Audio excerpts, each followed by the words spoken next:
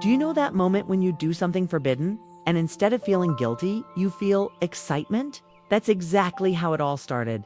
The taste of danger, the adrenaline running on my body, and his gaze.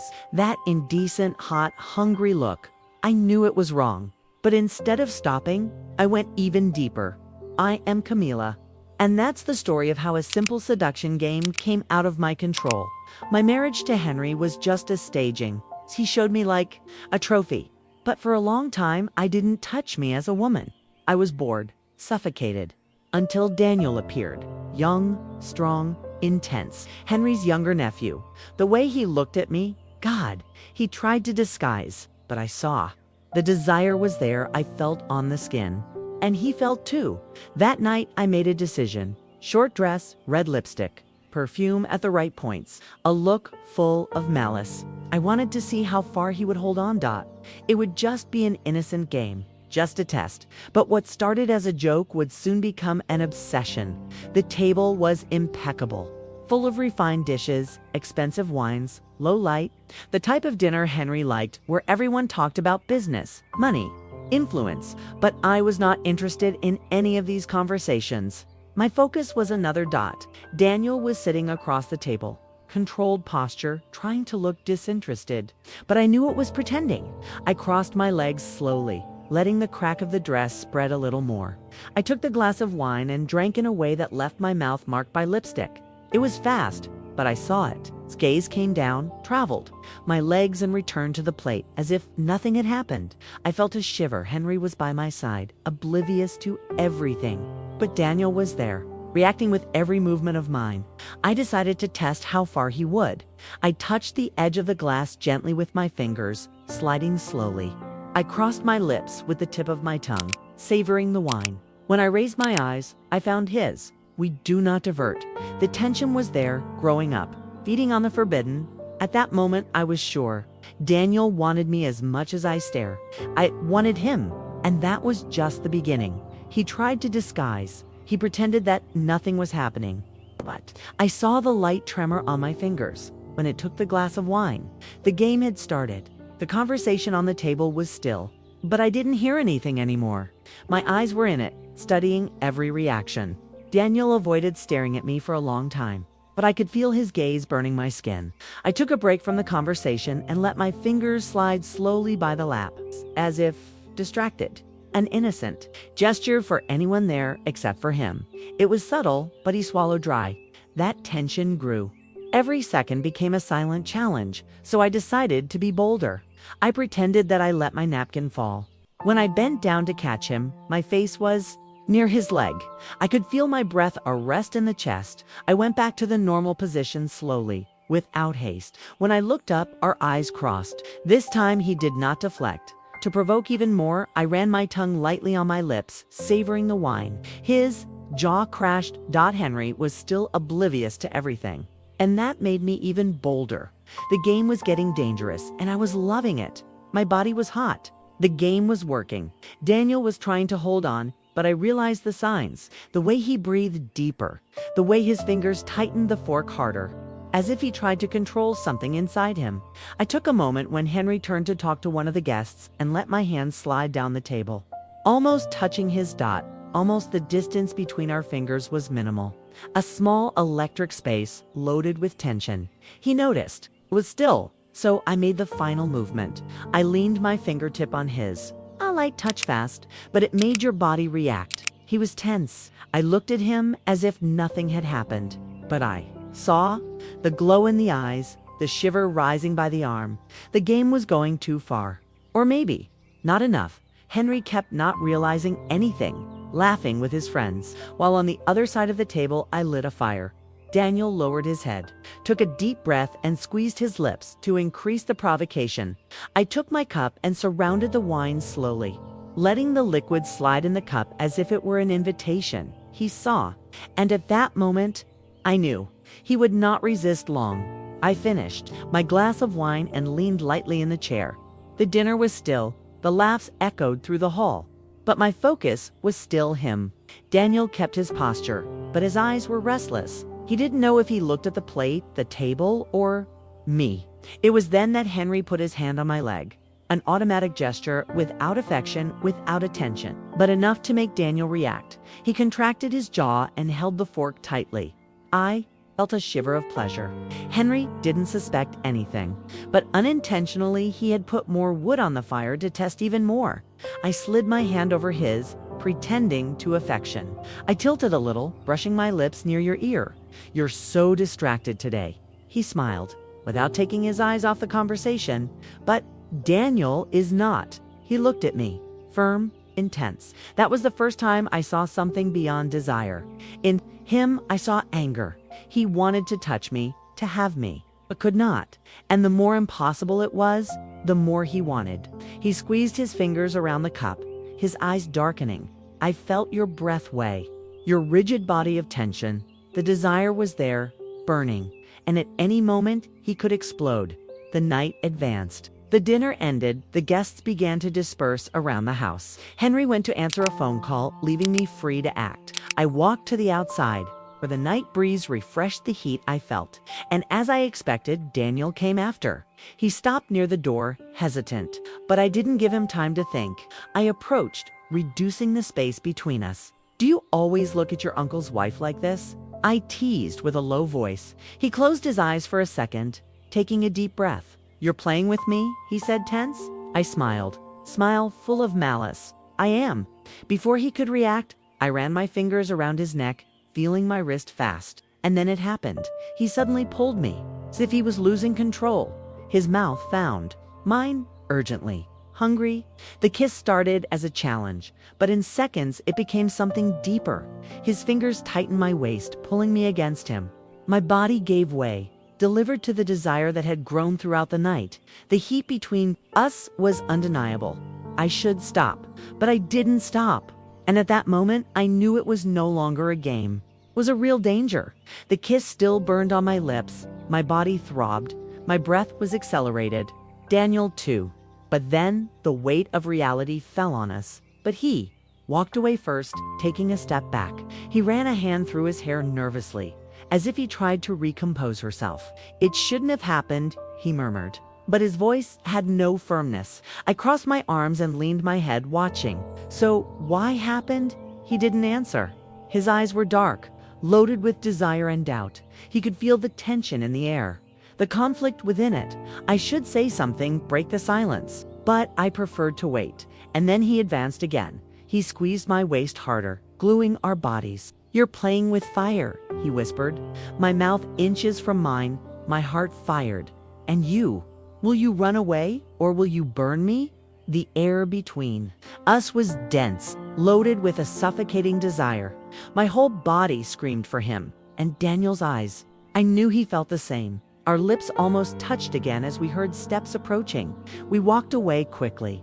Henry was coming. I held the air. Daniel looked away. He suspected something. We were lost. From that night, something changed. Daniel tried to avoid me, but I saw in his eyes that was useless. The desire had been awakened, and he couldn't escape. The meeting started subtle.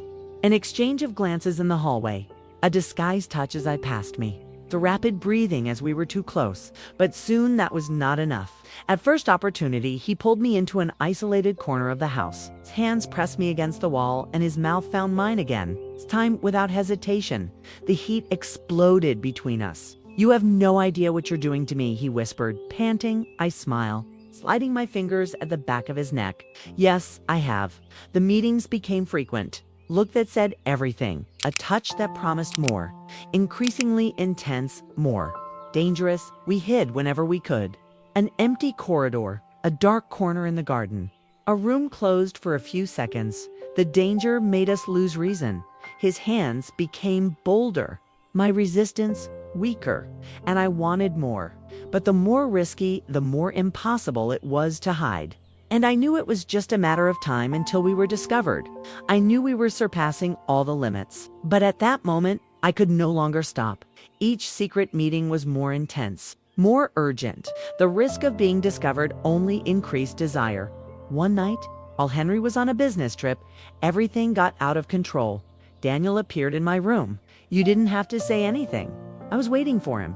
He locked the door behind him. His eyes devoured me in the dark. If I kiss you now, I won't be able to stop, he warned. I smiled, sliding the strap from the shoulder.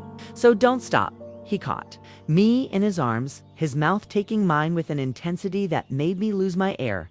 That night was different. It wasn't just a game, it wasn't just a desire.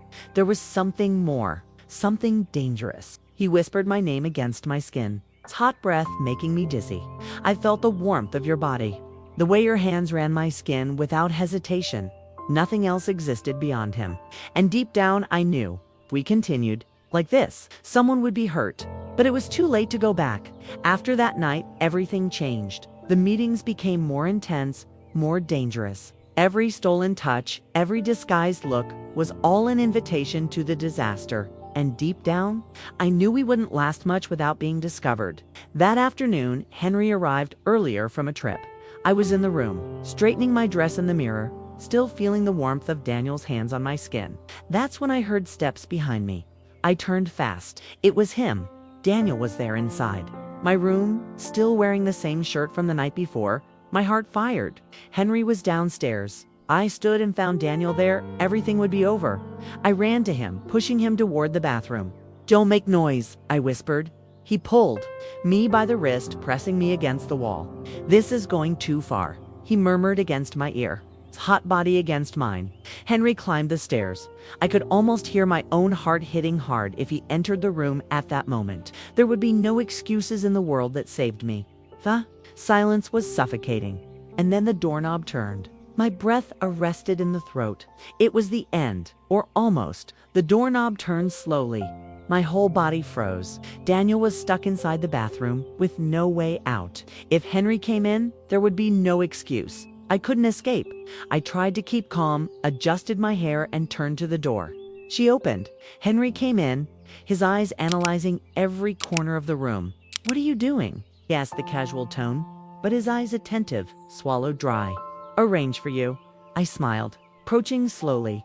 He watched me for a long second. My heart beat hard.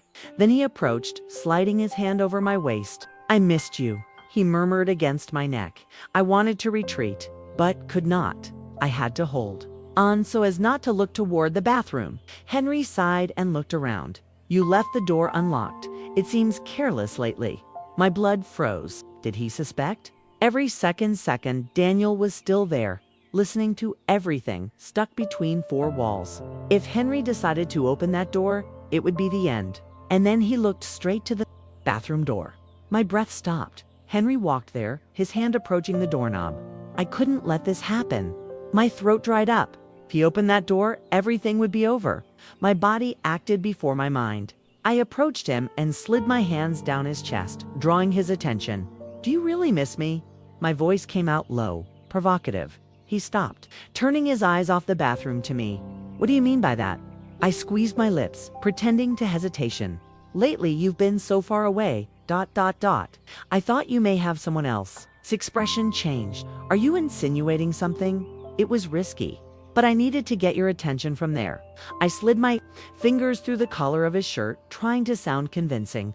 "I just want to know if I'm still the only woman in your thoughts." Henry pulled me close, my eyes fixed on mine. "It has always been." I tried to smile, but my heart beat so hard that I could almost hear the blood in my ears. Slowly, he pushed his hand from the doorknob. A one dot, but then he slid his fingers down my chin, studying me with a different look. "You're strange ... he murmured, his eyes full of suspicion, swallowed dry. I could have won the battle, but something told me that Henry wouldn't let it die so easy. I didn't sleep that night. Each time he closed his eyes, he felt Henry's gaze on me, studying every movement. He knew something was wrong. And Daniel, well, he knew too. The next morning, I found Daniel in the garden of the mansion. He was tense, restless, walking from side to side. "That needs to end," he said bluntly. I crossed my arms, trying to keep calm. "Why now?" He turned, his eyes full of something I hadn't seen before. "Because it's no longer a game." I was silent. I knew what we had exceeded any joke, but I couldn't just drop everything. Henry was not a man who accepted betrayal. And if I found out, there would be no forgiveness. Daniel stepped forward, held my face in his hands. "You need to decide. Camila." My heart fired. I felt the danger growing around us. But I also felt something else. I was in love. And for the first time, I didn't know what my play was. I took a deep breath, trying to find an answer. But deep down, I knew any choice I made would have a price. I knew I couldn't escape it forever. In the following days, Henry was more attentive. I watched me more, asked questions I didn't ask before. Daniel was different too. He wanted an answer, but I didn't have one. Until that night, everything collapsed. I was in the room, finishing myself to go out when Henry came in without warning. "We have a problem." Camila, his voice was cold, calculated. My heart fired. "What?" It was, he threw an envelope on the bed. Hands trembled as he opened it. Photos of me and Daniel, together, each secret meeting. Every stolen touch captured in images. I felt the floor disappear under my feet. I lifted my eyes and found Henry's gaze. There was something there I had never seen before. A silent fury, a clear warning. "Gave you everything," he said, low, controlled. "And that's how you paid me." I swallowed dry, unable to answer. "How long has this been happening?" Her voice was a wire of razor. I tried to speak, but the words did not come out. He laughed, a bitter laugh. "Did you really think I wouldn't find out?" Reality fell on me like a blow. It was the end of the game, and I didn't know if I would come out alive. The silence between us was suffocating.